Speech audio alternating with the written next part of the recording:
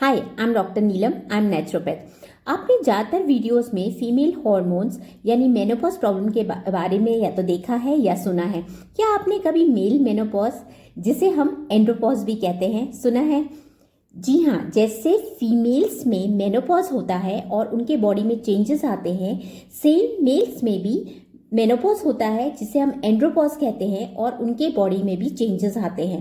ये रेशियो पहले 50 के एज के बाद मेल्स में होती थी, पर धीरे धीरे लाइफस्टाइल और पॉल्यूशन, स्ट्रेस, डिप्रेशन, इन सब की वजह से ये अब 40 के एज से स्टार्ट होने लगी है। पर फीमेल और मेल्स में ये अंतर होता है कि मेनोपॉज जो है वो हर फीमेल को होता है और उनके भी सेम यही सब रीजन की वजह से अब 30-35 से स्टार्ट होने लगा है, जो कि 40-45 के बाद हुआ करता था। जब एंड्रोपॉज स्टार्ट होता है तब टेस्टोस्टेरोन लेवल धीरे धीरे डिक्रीज होने लगता है और ये हर साल अराउंड 1 to 2% डिक्रीज होता जाता है। एंड्रोजन क्या करता है मेल्स की बॉडी में? वो एक सेक्स डिजायर को बढ़ाता है, उनके मसल मास को मेंटेन रखता है, फैट्स डिस्ट्रीब्यूशन को इक्वली मेंटेन करता है, वो फर्टिलिटी इंक्रीज करता है, आरबीसी प्रोडक्शन को भी मेंटेन रखता है। जो मेल्स में जो ये रेशियो है, जो ये सफ़र कर रहे हैं, उनकी रेशियो जो आजकल वो बहुत ज़्यादा बढ़ती जा रही है, इसलिए इसकी अवेयरनेस की बहुत ज़्यादा ज़रूरत है। अराउंड 40 to 49 एज में अब ये रेशियो जो कि बहुत कम अराउंड 1 to 3% होती थी, वो अब 10 to 15% हो रही है और 50 to 59 की एज में ये अराउंड 50% पहुँच चुकी है। जो मेल्स जो 60 to 69 एज के हैं उसमें 60% और 70 की एज में 70% ये रेशियो पहुंच चुकी है।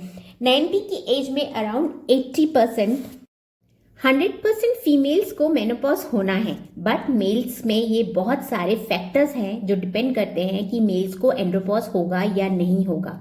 जो फैक्टर्स हैं वो है नंबर 1, लैक ऑफ एक्सरसाइज। अगर आप एक्सरसाइज नहीं करते हैं तो आपको ये चांसेस हैं कि ये प्रॉब्लम आपको जल्दी होगी। टाइप 2 डायबिटीज़ जिनको है उनको ये प्रॉब्लम होनी है।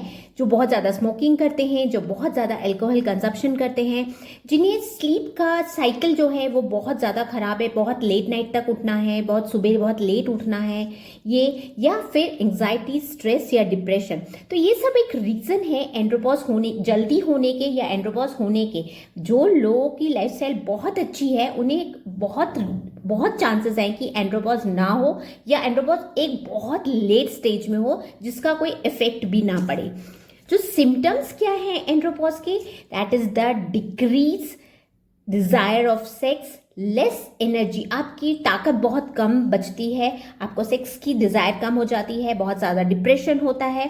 Same like females, hot flashes आते हैं, वेट गेन होता है, आपकी बूब्स भी बढ़ जाते हैं, आपकी स्किन बहुत ड्राई और थिन हो जाती है, आपका मूड बहुत ही ज़्यादा इरिटेशन वाला, बहुत ही आप मूडीनेस हो जाते हो, बहुत जल्दी जल्दी छोटी छोटी बात पे इरिटेट होने लगते हो।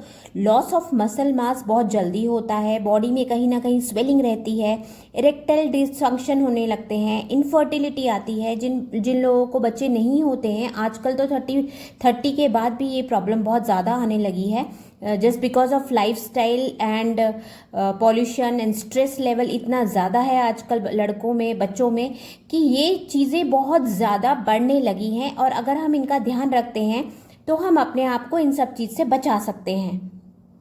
टेस्टोस्टेरोन लेवल का टेस्ट होता है। मेल्स अगर टेस्टोस्टेरोन लेवल का टेस्ट करवा लें तो उनकी फर्टिलिटी रेट या उनका टेस्टोस्टेरोन लेवल कितना डिक्रीज हो रहा है ये पता लगाया जा सकता है कि आप एंड्रोपॉज के किस स्टेज में जा रहे हैं। अगर एंड्रोपॉज बहुत ज़्यादा बढ़ जाता है तो इनफर्टिलिटी के बहुत चांसेस होते हैं। स्लीप एपनिया यानी आपकी कहीं ना कहीं स्लीप डिसऑर्डर होता है, आपको कहीं ना कहीं नींद की बहुत ज़्यादा प्रॉब्लम होने लगती है। और आजकल प्रोस्टेट कैंसर शायद इसलिए बहुत ज़्यादा बढ़ रहा है क्योंकि अगर एंड्रोपॉज स्टेज बहुत ज़्यादा बढ़ जाती है तो प्रोस्टेट कैंसर का चांसेस बहुत ज़्यादा बढ़ते हैं। तो अगर हम इन सब चीज़ों का ध्यान रखते हैं तो हम एक बहुत बड़ी बीमारी से अपने आप को बचा सकते हैं। कई बार जिनको इनफर्टिलिटी होता है, जिनको बच्चे नहीं होते हैं, उनका ये सब टेस्ट होते हैं और इसका ट्रीटमेंट बहुत ही ईजी है और वो अपने हाथ में है। जिन्हें टाइप 2 डायबिटीज़ हो चुकी है, आप वो जानते हैं कि वो अगर अपनी लाइफस्टाइल को बदलेंगे तो वो कहीं ना कहीं अपने प्रॉब्लम से ठीक हो सकते हैं। बाकी जितने भी स्मोकर्स हैं जो बहुत ज़्यादा ड्रिंक्स करते हैं, अल्कोहल कंजप्शन लेते हैं, मतलब वो अपने आदतों को अगर ठीक करते हैं तो इस प्रॉब्लम से बच सकते हैं। और सबसे बेस्ट है एक हेल्दी लाइफस्टाइल, एक रेगुलर एक्सरसाइज करनी है, अपने वेट को रिड्यूस करना है, आपके स्ट्रेस, एंग्जाइटी और डिप्रेशन को बहुत ज़्यादा आपको रिड्यूस करना है, और उसमें मेडिटेशन बहुत हेल्प करता है।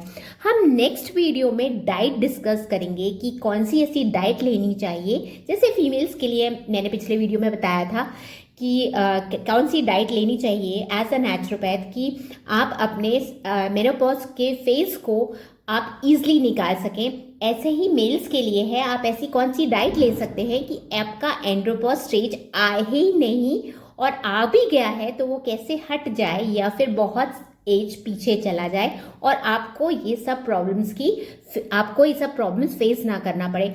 क्योंकि बालों का झड़ना हो, वेट गेन हो, मतलब हेयर लॉस, एक जिनमें बाल नहीं बच रहे हैं या फिर जिनको बहुत ज़्यादा स्ट्रेस रहता है, बहुत ज़्यादा हॉट फ्लैशेस हैं, जो बहुत मूडी हैं, वो सभी ये चाहेंगे कि उनका ये जो फेस है वो निकल जाए और वो एक बहुत हेल्दी लाइफ जी सके। तो उसके लिए कहीं ना कहीं आपको अपनी लाइफस्टाइल पे बहुत ज़्यादा ध्यान रखना पड़ेगा। अगर आप ये थोड़े से चेंजेस अपने लाइफस्टाइल में लेकर आते हैं तो आप इस प्रॉब्लम से बच सकते हैं। अगर आपको मेरी वीडियोस अच्छे लगते हैं तो प्लीज़ लाइक, शेयर, सब्सक्राइब और कमेंट करना बिल्कुल ना भूलें। अगर इससे रिलेटेड ऐसे कोई भी वीडियोस आपको चाहिए तो आप मेरे कमेंट सेक्शन में लिख सकते हैं कि और आपको कौन से वीडियोस चाहिए, तो मुझे हेल्प हो जाएगी कि मैं नेक्स्ट वीडियोस कैसे बनाऊं और कौन से बनाऊं। Thank you and take care.